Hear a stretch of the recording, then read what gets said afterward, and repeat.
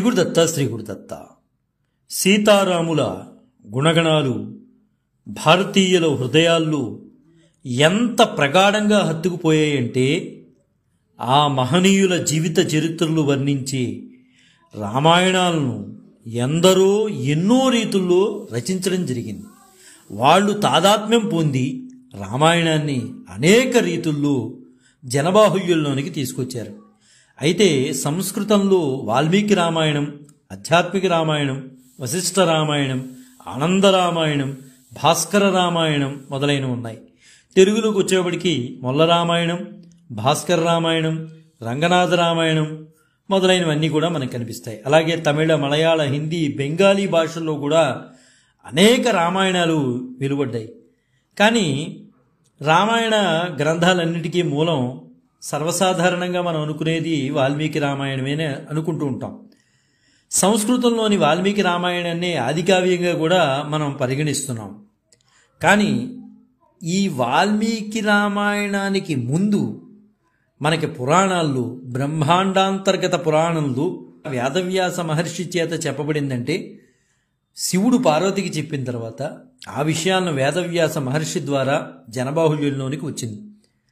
16, 17, 1800 సంవత్సరాల్లో ఎక్కువ ఈ బ్రహ్మాండాంతర్గత పురాణంలో ఉన్నటువంటి రామాయణాన్ని ప్రతి ఇంట్లో వారు కూడా పారాయణ చేసేవారు. రాను రాను ఈ సంస్కృతి సంప్రదాయాల్లో మార్పులు చోటు చేసుకోవడం వలన రామాయణాన్ని ఒక పుస్తకంగా మాట్లాడుతున్నారు తప్పించి ఒక గ్రంథంగా మాట్లాడలేకపోతున్నారు. అయితే ఆధ్యాత్మిక రామాయణానికి వాల్మీకి రామాయణానికి తేడా ఏంటంటే వాల్మీకి రామాయణంలో వాల్మీకి శ్రీరాముణ్ణి ఒక ఉదాత్త మానవుడిగానే చిత్రీకరిస్తూ అతడి దివ్యత్వాన్ని చెప్పే నేపథ్యంలోనే తీసుకెళ్ళాడు ఆయన. ఎక్కడా కూడా వాల్మీకి రామాయణంలో రాముడు భగవంతుడు అనే విషయాన్ని చర్చలోకి తీసుకురాలా. వాల్మీకి మానవుడిగానే చూపిస్తూ మానవులకి అందరికీ అర్థమయ్యే రీతిలో మానవుడు ఎలా ప్రవర్తించాలి అనే అంశాన్ని విపులంగా వర్ణించడానికి అలా కథా వస్తువును వాల్మీకి తీసుకున్నారని మనకి సుస్పష్టంగా అర్థమవుతుంది. వాల్మీకి రామాయణం చదివినప్పుడు రామాయణాన్ని చదువుకుంటూ వెళ్ళిపోవటం కాదండి, ఒక విశ్లేషణ చేసుకుంటూ వెళితేనే మనకి దాని యొక్క రుచి అనేది తెలుస్తుంది. అలా కాకుండా ఏదో పారాయణల పేరు మీద ఏదో అలా చదువుకుంటూ వెళ్ళిపోతే ఎప్పటికీ కూడా దాని యొక్క అర్థాలను మనం తెలుసుకోలేము. స్పష్టత అనేది రావాలి. వాల్మీకి కేవలం మన గురించి రాముడిని మానవుడిగా అక్కడ చిత్రీకరించారు. అంటే శ్రీరాముడు మానవుడిగా చిత్రీకరించడం చేత ఆ శ్రీరాముడు మనందరికీ కూడా ఆదర్శ పురుషుడిగా మనం చర్చించుకుంటున్నాం.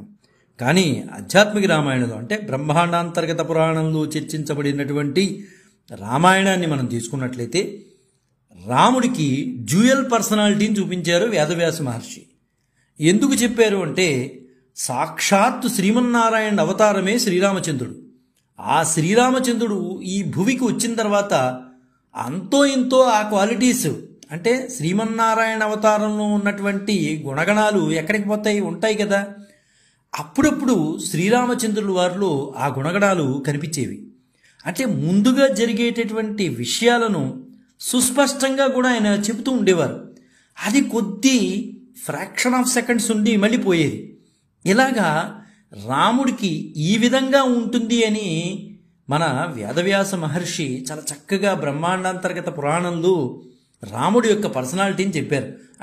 ఇటు మానవత్వము, ఇటు దివ్యత్వము అంటే ఒక మనిషిగా ఒక దైవముగా రెండింటినీ కూడా సమపాళల్లో తీసుకెళ్తూ చూపించినటువంటి దివ్యమైన గ్రంథము ఆధ్యాత్మిక రామాయణం. ఇది చాలా చక్కటి గ్రంథం అండి. ఇది అందరూ చదవలసిందే. అయితే చాలామందికి అర్థం కాదు గనక అంటే మనిషి యొక్క కష్టాలను చిత్రీకరించినటువంటి వాల్మీకి రామాయణాన్నే ప్రధానంగా తీసుకుని చాలామంది వెళ్తున్నారు. వాస్తవానికి చెప్పుకోవాలంటే బ్రహ్మాండాంతర్గత పురాణంలో ఉన్నటువంటి ఆధ్యాత్మిక రామాయణంలో రాముడి యొక్క పర్సనాలిటీని మనం చూసినట్లయితే చాలా స్పష్టంగా అక్కడ చెప్పబడింది. వాల్మీకి రామాయణంలో సీతాపహరణం జరగడం మన అందరికీ తెలుసున్న విషయమే. అయితే ఈ ఆధ్యాత్మిక రామాయణంలో అంటే బ్రహ్మాండాంతర్గత పురాణంలో ఉన్నటువంటి ఆధ్యాత్మిక రామాయణంలో ఎంత స్పష్టంగా ఉందంటే, అంటే ఏ వ్యక్తికి కూడా అనుమానం రాకుండా, అంటే వాల్మీకి రాసినటువంటి రామాయణం మీద అనేక రకాలమైన చర్చలు, ఇవి కాదంటాం అవి కాదంటాం అలా జరగచ్చునేమో, కానీ ఆధ్యాత్మిక రామాయణం గనక చదివితే ఈషన్ మాత్రం కూడా దాని మీద ప్రశ్నించే హక్కు ఎవ్వరికీ రాదు. ఎందువల్లంటే అంత సుస్పష్టంగా ఉంటుంది. వాల్మీకి రామాయణం చదివినప్పుడు ఆ వాల్మీకి రామాయణంలో మానవుడిగా రాముడిని చిత్రీకరించారు కాబట్టి, మనం మనుషులం కాబట్టి అనేక రకాలైన ప్రశ్నలు వేసేటటువంటి అవకాశం ఉండవచ్చు. రాముడు కదా, రావణాసుడు వస్తే సీతమ్మను కాపాడుకోలేకపోయాడా, ఇలాంటి ప్రశ్నలు మానవాళ్ళలో సహజంగా కొంతమందికి వస్తూ ఉంటాయి.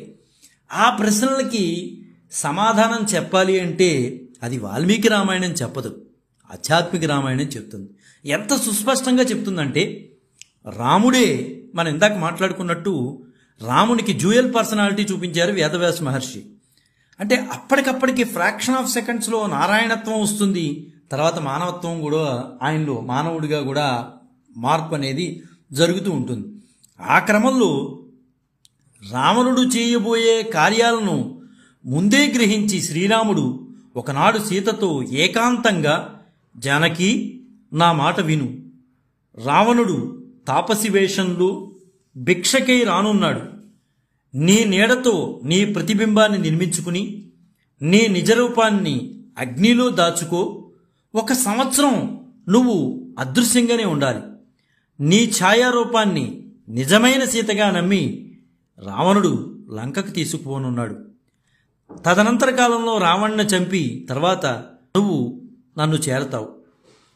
రాముని ఆనతి మేరకు సీత మాయాసీతగా సృష్టించుకుని తన నిజరూపాన్ని అగ్నిలో దాచుకుందని చాలా సుస్పష్టంగా మనకి ఆధ్యాత్మిక రామాయణం మనకి తెలియజేస్తోంది.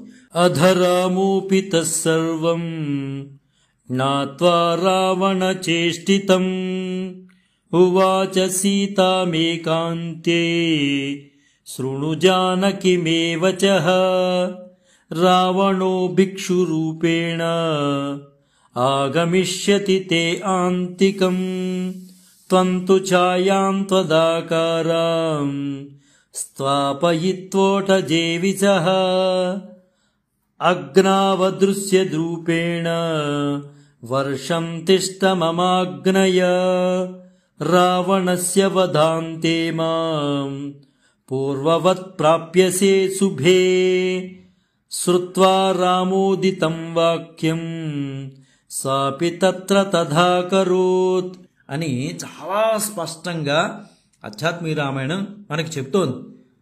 ఖచ్చితంగా 1 సంవత్సర కాలం ఉండు, అనంతరం రావణ్ణి చంపిన మీదట నువ్వు నన్ను పూర్వం వలె పొందగలవని రాముడు సీతకి చెప్తారు.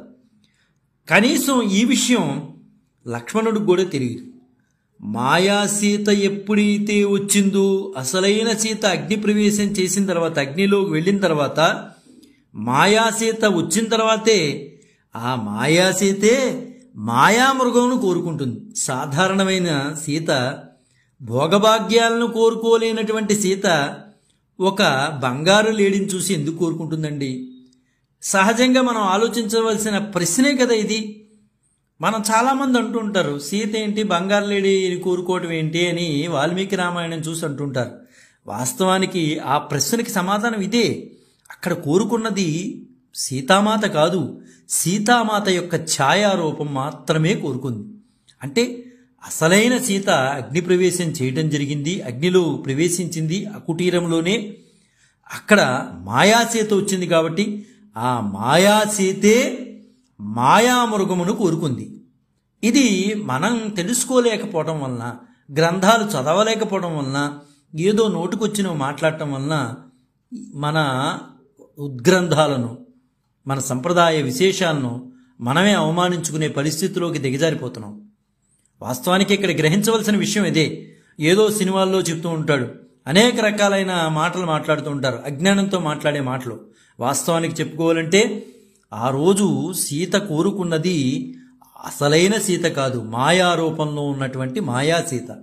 మాయాసీత కాబట్టే మాయామృగాన్ని కోరుకుంది. ఎప్పుడైతే మాయాస్వరూపం ధరించిందో శ్రీమన్నారాయణ రూపంలో ఉన్నటువంటి శ్రీరాముడు మానవ రూపంలోకి మారిపోతాడు.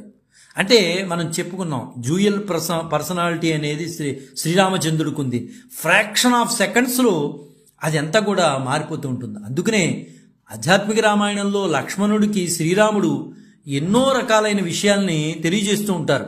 అది వాల్మీకి రామాయణంలో మనకు కనిపించదు. ఖచ్చితంగా ఆధ్యాత్మిక రామాయణంలో మనకి బ్రహ్మాండాంతర్గత పురాణంలో మనకు కనిపిస్తూ ఉంటుంది. కాబట్టి అసలైన రామాయణాలని మనం చదువుదాం.